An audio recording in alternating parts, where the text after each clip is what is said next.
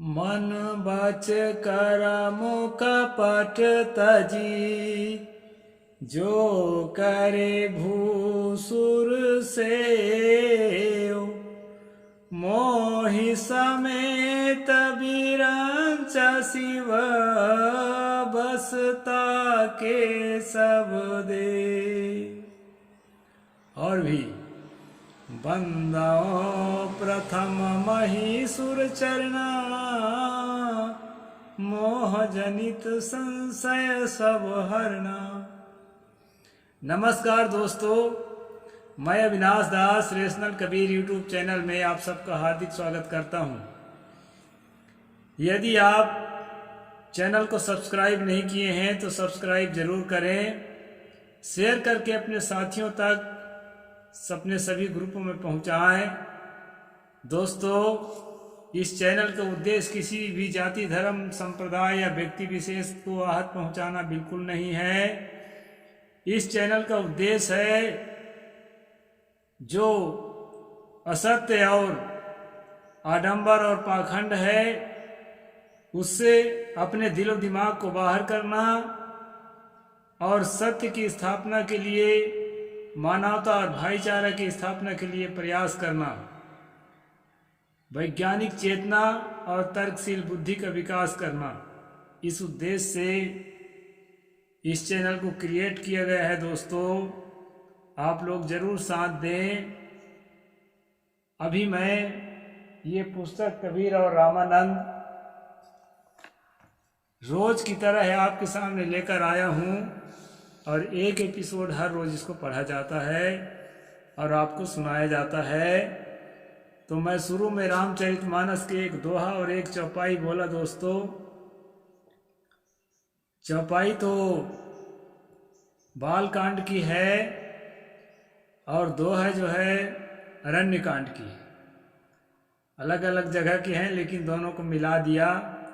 उसका मैं संक्षेप में अर्थ कर देता हूँ, फिर जो है आज के प्रसंग पर चलते हैं। चौपाई जो है, तुलसी दुबे जो लेखक हैं रामचरितमानस के, उन्होंने वंदना किया है, अपने ईश्वर का वंदना किया है। उस ईश्वर में सबसे पहले वंदना किया है महीसुर। महीसुर का मतलब होता है ब्राह्मण जाति के लोग।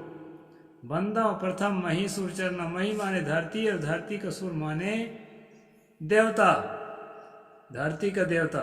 एक देवता आकाश में होता है। ये राम कृष्ण दुर्गा काली जो है ना, इनको खोजोगे धरती में थोड़े मिलेंगे। ये इनका कहना है कि ये आकाश में रहते हैं, कभी धरती में थे, अभी नहीं है वो। अब अभी धरती में अगर है ना प्रत्यक्ष देवता, वो ब्राह्मण जाति का मनुष्य है। तो उसी को वंदना करते हुए तुलसी गोसाई ने कहा कि वंदा प्रथम महीसुर चरना, हे धरती के देवता ब्राह्मण, मैं तुम्हारे चरणों को वंदना करता हूँ और जो है मोह से उत्पन्न सभी प्रकार के संशय को हरण कर। दोस्तों, यह तुलसी दुबे ऐसा क्यों कर रहे हैं? ऐसा इसलिए कर रहे हैं कि ये भगवान का आदेश है और उनके ख्याल से सब भगवानों को भगवान, सबसे बड़ा भगवान श्री राम है। तो आदेश कैसे है, कहाँ पर उन्होंने आदेश दिया, तो इसके बारे में बता देता हूँ कि अरण्य कांड में कबंध नाम के गंधर्व को जब अपने बाण मार करके घायल कर देते हैं तो उसी को समझाते हुए बहुत सारी बात कही है। उसी में से एक मैंने दोहा रखा है, मन बच कर्म कपट तजी, जो करे भूसुर सेव। मन से, वचन से और कर्म से, तीनों प्रकार से सारा छल कपट को दिमाग से बाहर निकाल करके जो आदमी धरती के देवता ब्राह्मण की सेवा करेगा तो फल क्या होगा? राम जी कहते हैं, मोहि समेत बिरंच शिव, बसता के सब देव। मैं स्वयं विष्णु का अवतार और ब्रह्मा जी और शिव जी और सभी देवता उस आदमी के बस में हो जाएंगे, अर्थात उस आदमी के बात सुनने लगेंगे, उसके काम बनाने लगेंगे, उसके बनते बिगड़ते काम सुधारने लगेंगे। किसका? जो मन वच कर्म को त्याग करके, कपट को त्याग करके, और धरती के देवता जो करे भूसुर सेव, धरती के देवता ब्राह्मण की सेवा करे। इस प्रकार से जो है राम ने कहना चाहिए कि परमात्मा ने इनकी भाषा में ये आदेश दिया है। तो दोस्तों, अभी का हमारा जो प्रसंग है ब्राह्मण की महत्ता, ये जो है प्रसंग अभी हमने चालू किया है, तो इसलिए मैं इस दोहा को शुरू में रख दिया। भारत के ब्राह्मणों को जो भी कहना होता है उसे ईश्वर के मुख से कहलवा देते हैं। जैसा अभी ये दोहा कहवा दिया, राम को ईश्वर बनाया, अब ईश्वर के मुख से देखो राम जी ऐसे कहे हैं, तुमको करना ही पड़ेगा, नहीं ईश्वर की बात टालोगे तो बहुत दुख पाओगे। ऐसा कहने के लिए दोस्तों ईश्वर के मुख से कहवा देते हैं, या कि फिर वेदों से कहवाते हैं, तथा कथित त्रिकालदर्शी ऋषि मुनियों द्वारा, जिससे सामान्य लोग उनकी चालाकी पर उंगली न उठा सके। अरे तो ऋषि मुनि की वाणी है, वेद की वाणी है, कैसे उंगली उठाओगे? पाप हो जाएगा, नरक मिल जाएगा और दुख मिलने लगेगा इसी जीवन में। ऐसे जो है दोस्तों डर के कारण साधारण आदमी जो है कुछ कहने न पाए, इसके लिए ये क्या करते हैं कि ईश्वर का वाणी कह करके और आपको मनवा लेते हैं।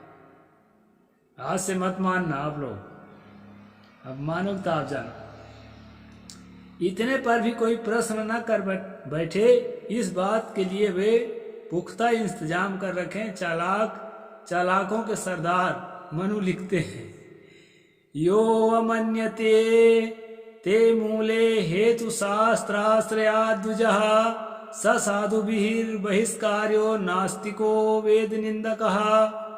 अर्थात जो मनुष्य तर्क के आधार पर उन दोनों वेद स्मृति का अपमान करे, नास्तिक एवं वेद निंदक वह मनुष्य सज्जनों द्वारा बहिष्कृत करने योग्य है। जो लोग नास्तिक हैं, ईश्वर को नहीं मानते, हमारे जैसे लोग वो, और वेद को नहीं मानते वो लोग, वो क्या है? सज्जनों द्वारा बहिष्कार करने योग्य है। ऐसा कहा है मनु ने, उसको यहाँ उद्धृत किया है लेखक। ब्राह्मणों द्वारा अपने ही लिए मिथ्या प्रशंसा के इतने गीत गाए हैं जो देखने योग्य है। इस संदर्भ में ब्राह्मणों की महत्ता पर डॉक्टर पांडुरंग वामनकाणे जी लिखते हैं, ये जो है धर्मशास्त्र के इतिहास जो 4 भागों में है दोस्तों, उसी में है ये। वैदिक काल में ही ब्राह्मण देवता स्वरूप माने जाते थे और केवल जन्म से ही वे अन्य वर्णों से बहुत ऊंचे थे। तैत्रीय ब्राह्मण 373, शांति पर्व 343, 13-14, मनु 4-117 लिखित, 31 वशिष्ठ 30-2-5। ये विभिन्न किताबों में जो पृष्ठ नंबर है वो डॉक्टर पांडुरंग वामनकाणे लिख रहे हैं। धर्म शास्त्रों में भी वैदिक काल में ही दी गई महत्ता तथा यथा संभव स्वीकृत की गई स्मृतियां पुराण ब्राह्मणों की महत्ता में स्तुतियों से भरे पड़े हैं।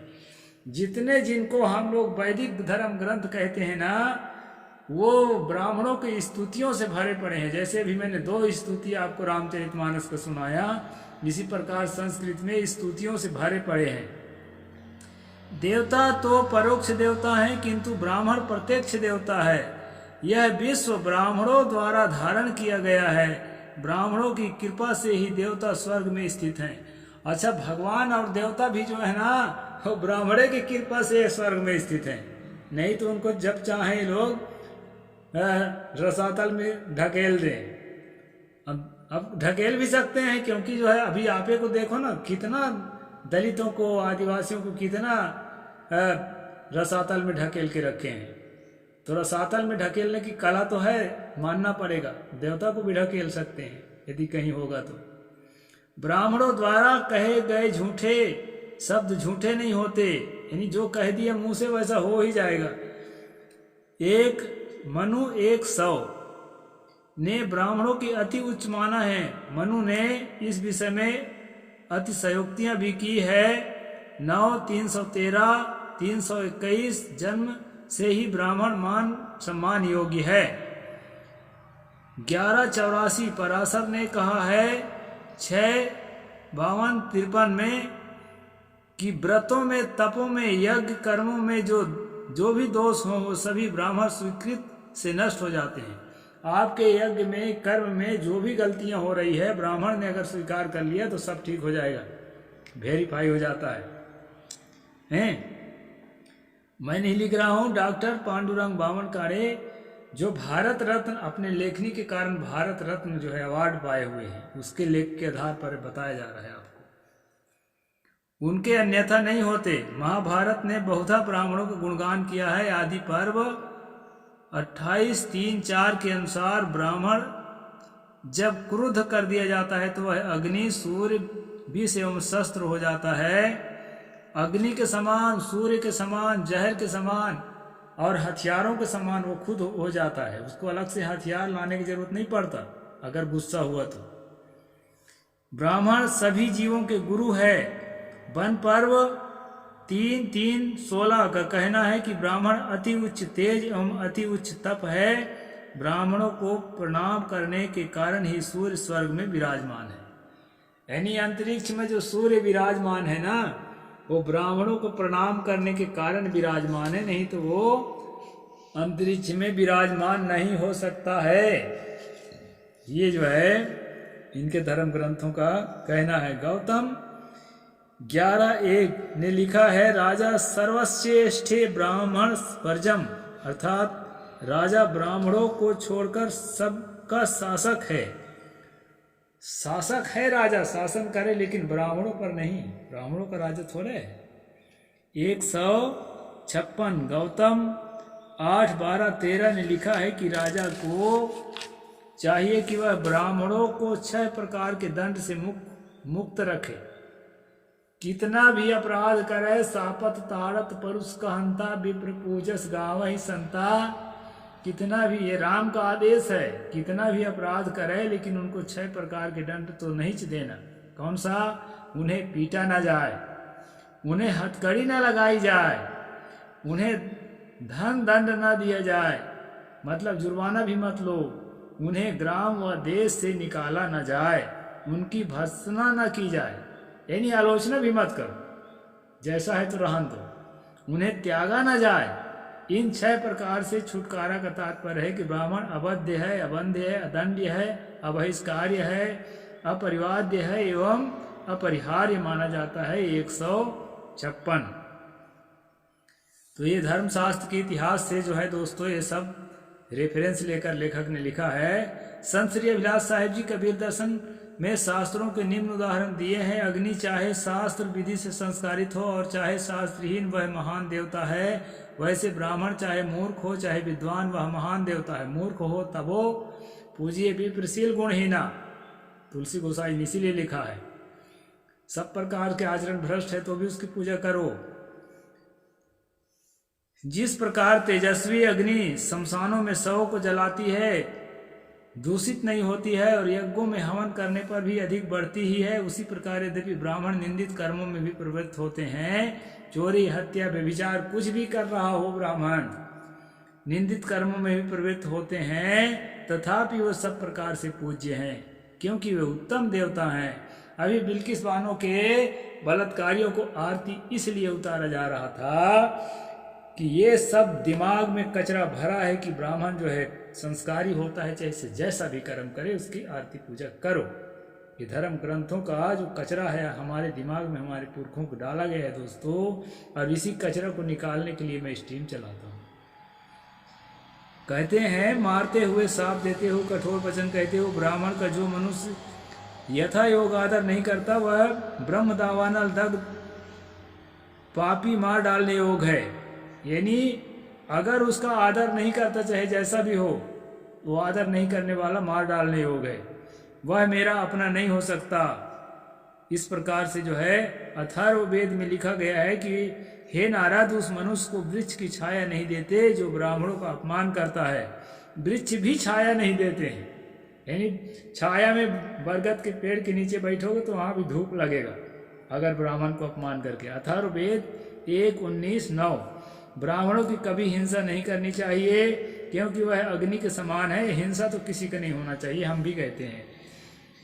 सोम उसका दयाद है, इंद्र उसका कल्याण रक्षक है। अथर्ववेद 5:18-6 देखा है आपने ब्राह्मणों की कितनी महिमा गाई गई है। इसी से तो वे भूसुर अर्थात पृथ्वी के देवता कहलाते हैं। ब्राह्मण चाहे जितना बड़ा अपराध करे उसे किसी प्रकार का दंड नहीं दिया जाना चाहिए। कितना घोर पक्षपात और अन्याय है। ब्राह्मण चाहे जैसा हो पूज्य है। यह कितना अवैज्ञानिक कथन है। इन्हीं सब बातों से सतगुरु कबीर साहब को कहना पड़ा, ब्राह्मण ही सब कीन्ही चोरी, ब्राह्मण ही को लागल खोरी। ब्राह्मण कीन्हो वेद पुराना, कैसो कहे मोहि मानुष जाना। ये सब ब्राह्मणों का करतूत है दोस्तों, अपने ही लिए लिख रखे हैं ताकि हमको पीढ़ी दर पीढ़ी हमारा आदर हो।